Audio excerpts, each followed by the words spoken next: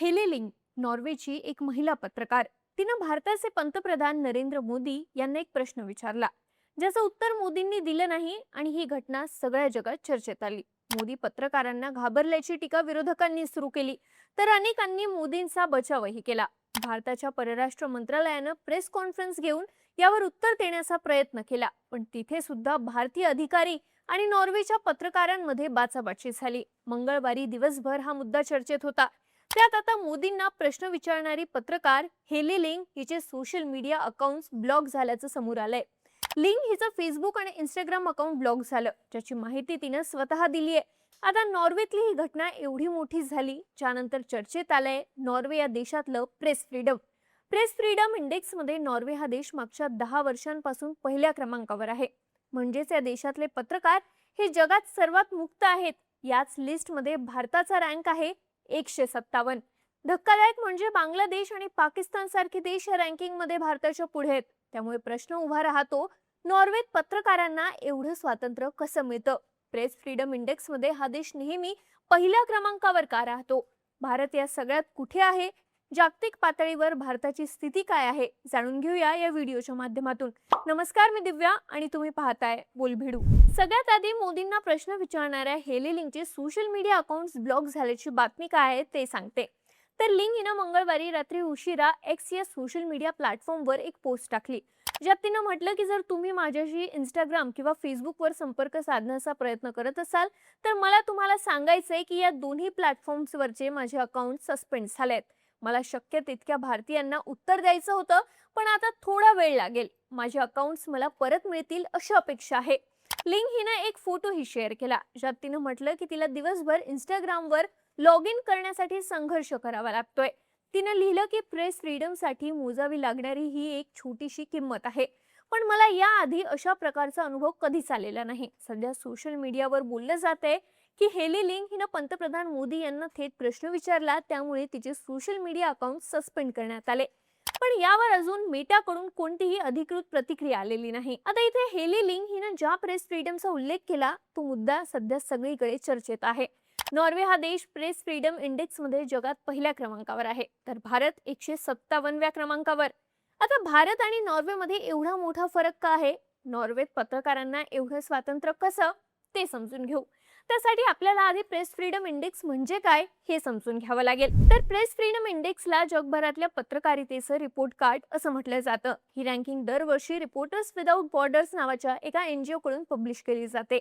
हे एनजीओ फ्रान्सची राजधानी पॅरिस इथून काम करतं. प्रेस फ्रीडम इंडेक्स मध्ये जगातल्या 180 देशांमध्ये पत्रकारांची काय अवस्था आहे, त्यांना त्यांच्या देशात काम करणं किती सुरक्षित आहे, त्यांना किती स्वातंत्र्य आहे, हे सगळं मोजलं जातं. हे मोजण्याची सुद्धा एक पद्धत आहे. एखाद्या देशात पत्रकारांना धमक्या मिळण्याचं, त्यांना नोकरीवरून काढून टाकण्याचं प्रमाण किती आहे, पत्रकार नेत्यांबद्दल रिपोर्टिंग करू शकतात का, हे पाहिलं जातं.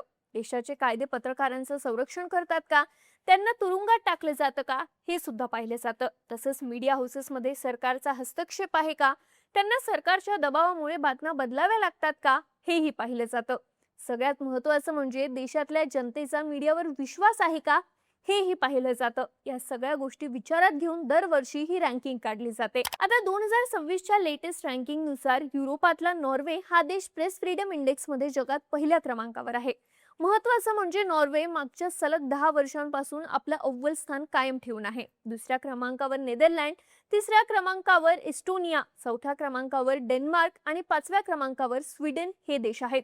इथे लक्षात घेण्यासारखी गोष्ट म्हणजे नॉर्वेसह हे 5ही देश उत्तर युरोपात येतात. त्यामुळेच हा प्रदेश जगातला सर्वात मुक्त भाग मानला जातो. जर आपण शेवटच्या 5 देशांचा विचार केला तर या रँकिंग मध्ये आफ्रिका खंडातला इरिट्रिया हा देश शेवटच्या म्हणजे 180व्या क्रमांकावर आहे. त्याआधी उत्तर कोरिया 179व्या क्रमांकावर, चीन 178, इराण 177 आणि सौदी अरेबिया 176व्या क्रमांकावर आहे. भारताचा जर विचार केला तर भारत या रँकिंग मध्ये 157व्या क्रमांकावर आहे. भारतातली परिस्थिती व्हेरी सिरियस म्हणजे अत्यंत गंभीर असल्याचं यात म्हटलं गेलंय. भारताच्या शेजारील पाकिस्तान 153, बांगलादेश 152, भूटान 150, श्रीलंका 134 आणि नेपाळ 87व्या क्रमांकावर आहे. म्हणजेच काय तर आजूबाजूच्या देशांच्या तुलनेत भारताची रँकिंग सर्वात खराब आहे. आता नॉर्वे सारखा देश या रँकिंग मध्ये इतक्या वर्षापासून पहिल्या क्रमांकावर का आहे?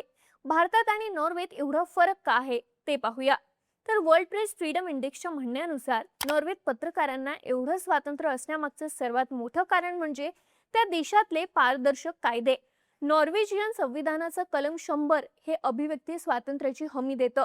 यानुसार देशात सेन्सरशिपला पूर्णपणे बंदी आहे. महत्त्वाचं म्हणजे नॉर्वेमध्ये जर पत्रकारांना सरकारी डॉक्युमेंट्स किंवा पब्लिक रेकॉर्ड हवे असतील तर त्यासाठी त्यांना मजबूत कायदेशीर पाठबळ आहे.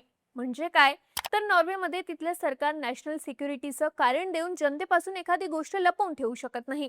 तिथला कायदा या बाबतीत सरकारच्या बाजूने नाही तर पत्रकारांच्या बाजूने आहे. नॉर्वेतले लोक हे जगात सर्वाधिक न्यूजपेपर वाचण्यासाठी ओळखले जातात. बीबीसीच्या 2023च्या रिपोर्टनुसार नॉर्वेतल्या तब्बल 98% लोकांपर्यंत इंटरनेट पोहोचलेलं आहे. यामुळे या देशात डिजिटल माध्यमही मोठ्या प्रमाणात ऍक्टिव्ह आहेत. नॉर्वेमध्ये एडिटोरियल फ्रीडम ऍक्ट सारखे कायदे आहेत. या कायद्यानुसार मीडिया समूहाच्या मालकांना किंवा पब्लिशर्सना संपादकांच्या रोजच्या कामकाजात हस्तक्षेप करण्यास मनाई आहे. जर अशा प्रकारचा हस्तक्षेप झालास तर संपादकांना कायद्याकडून संरक्षण दिलं जातं. यामुळे या देशात पत्रकार आणि संपादक मुक्तपणे काम करू शकतात. जगात असे अनेक देश आहेत जिथल्या मीडिया हाऊसेसवर तिथल्या अब्जाधीशांचं नियंत्रण असतं. जर हे अब्जाधीश सरकारच्या बाजूने असतील तर त्यांच्याकडून संपादक आणि पत्रकारांवर सरकार विरुद्ध न बोलण्याचा दबाव आणला जातो. पण नॉर्वेतली सिस्टीम वेगळी आहे. शिपस्टेड ही नॉर्वेतली सर्वात मोठी मीडिया कंपनी आहे. ही कंपनी ऑफ्टेन पोस्टन आणि व्हीजी सारखे देशातले सर्वात मोठे आणि सर्वात प्रभावशाली न्यूजपेपर चालवते. पण शिपस्टेड ही कंपनी खासगी मालकीची नाही. तिचं सगळं कामकाज टीनियस ट्रस्ट नावाच्या नॉन प्रॉफिट संस्थेकडून चालवलं जातं.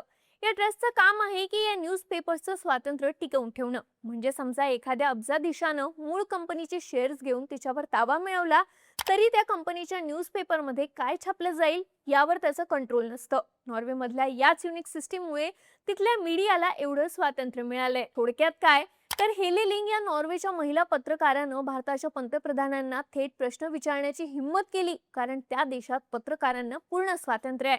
त्या देशातल्या मीडियावर सरकारचं किंवा कुठल्याही अब्जाधीशाचं नियंत्रण नाही. हे कारण आहे की नॉर्वेनं सलग 10 वर्षांपासून प्रेस फ्रीडम इंडेक्समध्ये जगातलं आपलं पहिलं स्थान कायम ठेवलंय. तुम्हाला काय वाटतं, प्रेस फ्रीडम रँकिंगमध्ये नॉर्वे एवढ्या पुढे आणि भारत एवढ्या मागे का असावा? याबाबतची तुमची मत आणि प्रतिक्रिया आम्हाला कमेंट करून नक्की सांगा. आणि माहितीपूर्ण व्हिडिओसाठी बोलबिडूच्या YouTube चॅनलला सबस्क्राईब करायला विसरू नका.